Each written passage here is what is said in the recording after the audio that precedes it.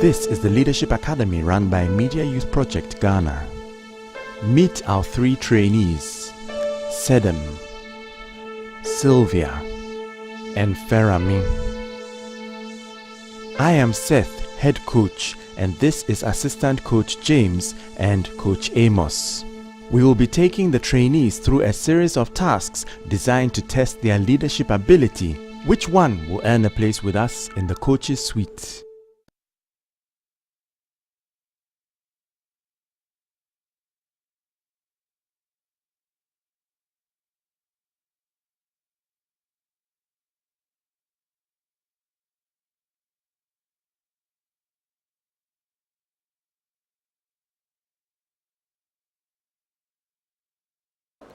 We continue with the interviews in the Leadership Academy. Our last trainee is Feranmi, and James starts by asking him about being the captain of a basketball team. Oh, well, it was quite challenging because it wasn't only like playing basketball alone. It wasn't necessarily on leading a team on a basketball court alone. It had to do with inspiring your players, you know, being the one with always a calm head. Apart from that, also organizing jerseys, trainers, all sorts of things. I mean, dealing with other captains, dealing with administration. It entailed a lot. It was more challenging than I expected.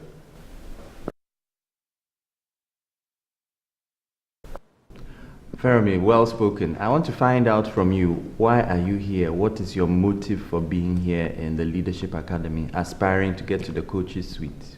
Well, mainly I'm here to learn. That's the most important thing. An introduction, you said we should challenge ourselves.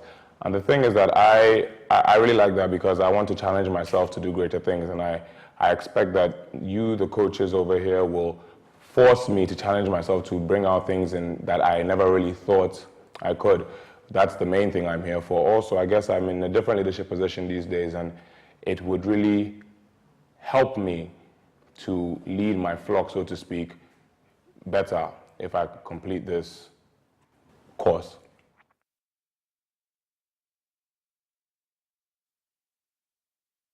At the end of your life, what would you want people to remember you for? Well, I really don't know. But I really don't know the future, but I really do hope that at the end of my life I would have achieved something worthwhile. Not even something, several things worthwhile. Teachers, a good school really doesn't need an advert. A good building, good architecture doesn't need a signboard. It markets itself. So what I'm saying is that, let's say if somebody is a student of mine, or I've led someone before, based on his impact on the world or the society, I would be remembered for that, and that is what, even if I'm not remembered, I would like that to happen.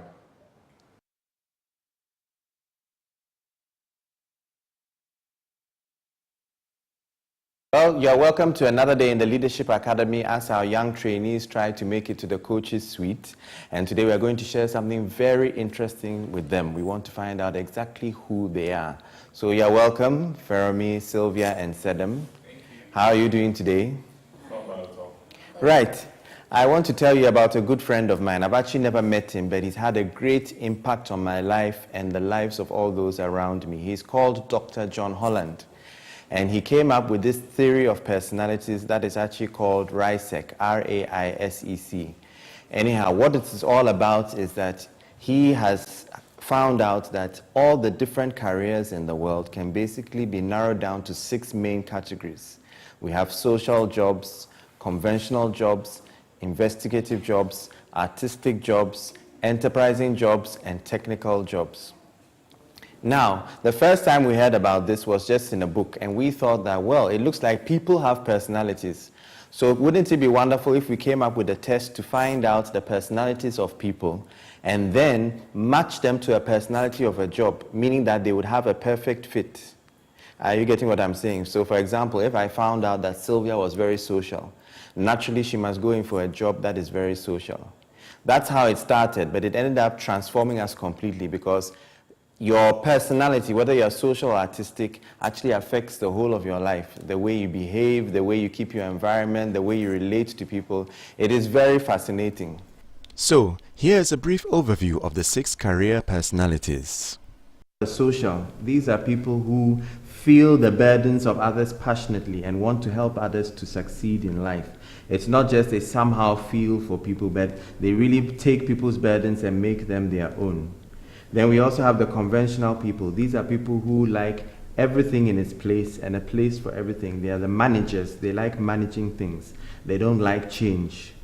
So they like management jobs like accounting. And what about our 3 trainees? Well, we gave them the career test and asked them to assess their own career personalities. Well, I think I fit into the artistic. I think I'm relatively enterprising.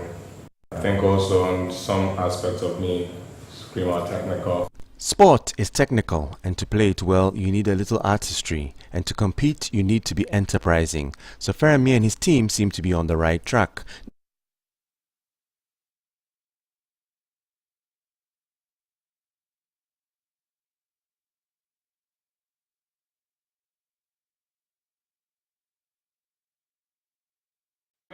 We now take a look at Feranmi and his team interviewing the youth on problems and opportunities in Ghana. Hi, thank you for coming. We're here to discuss the youth in Ghana, the problems that face them and the opportunities available to them. With me today I have Sylvia on my left, on my right, and Sedem on my left. Well, here we are. Well, the first thing I notice is it's interesting how Feranmi distanced himself from the topic by calling the Ghanaian youth they, as if he is not part of them. So if I may ask, what are some of the... And then he gives his first opening lead question, which could shape the interview, away to Sylvia. Anyone can answer, please. There are so many opportunities in Ghana. Amos is going to take us through a few of his own observations. As a coach, what I observed from Feranmi's discussion, I realized that he was, after asking people questions, he wasn't really paying attention to the people, the guests, or the interviewee. So I realized that concentrating on what they were telling him, he wasn't really getting it because he wasn't concentrating. He was more interested in how to ask the next question. I also realized from the discussion, he never had any structure, how to go about it, the kind of questions that should come first, and the kind of questions that he should withhold. So there wasn't any cooperation between him and the team. Sylvia just asked questions, Sedem also asked questions, and he also asked questions, and there wasn't any structure flowing from beginning, middle, and then ending.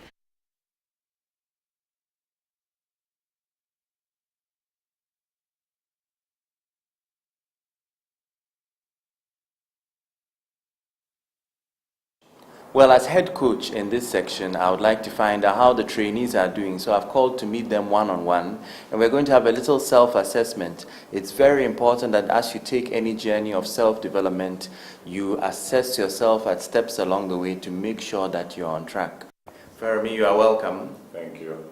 I want to find out from you how you found the Leadership Academy so far. It's been interesting, very, very interesting. And I guess I've learned a lot about myself, and I've learned a lot about other people as well. I always knew that that I wasn't the most sociable person. I'm not antisocial either, but I'm not the most sociable, and I didn't realize that would affect my leadership capabilities, in the sense that me listening to people also takes a part. I believe I did listen, but I believe the test really showed that I had to listen more. So based on that, it's been very insightful. Tell me some of the things you've learned since you came here about yourself. There was a bit of a conflict I had where I didn't understand why a leader should take charge, take control, and like show direction and lead direction he wants to go. But I'm still learning about it, but I find that you have to find a fine blend of listening to people and see where they want to go, at the same time going where you also want to go, and like reacting to what comes along. Like you change according to what the situation brings itself. Yes, you adapt as necessary. Yes, that's what I said. What I'm getting then is that you really want to know how to balance out listening to people, but not being veered off course by them, and at the same time staying true to the principles and the ideas and the visions you have as a leader. Sometimes you never really know, you might have a great idea, you might have a great vision, but somebody might just bring one little thing into it and aid in it. You might also have a great idea and maybe something in your vision is wrong. At the same time, my problem is that the leader is the one who faces most of the problem. So if he is veered off his course, then there's an issue of, okay, when we're assigning blame, it's him. It was your decision to make. So I'm trying to find the blend between my decision to make and listening to other people. Like if a while back when you were talking about the eviction, you're like you're the head coach and you work with other coaches. Sometimes you agree, sometimes you don't. I think you found that blend, but still the decision is yours. So that's why I'm trying to find out how to blend the people I work with. So have you identified any strengths or weaknesses that can be improved upon? Well, like the whole idea of this thing was to challenge yourself to do better. And I think so far it has made me think about, and I want to do more thinking. I want to see, like I realize I have weaknesses here and there. I want to find out more of those things and build on them. I don't want to be part of the problems, I want to be part of the solutions. And that's what I really want to do. I want to be challenged to become a better leader, a better person. That's basically it. That's interesting. So what I want to ask you now, is there any particular area you would like us to focus on as we go on with the training session?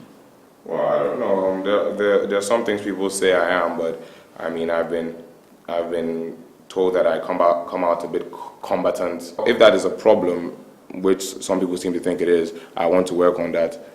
Yeah. All right. Well, I want to congratulate you from coming this far. Stage 2 is all about training. So whatever happens, learn and enjoy the process. Keep accepting the challenge, and you're always going to be a winner. So congratulations for coming this far. Thank you. Well done.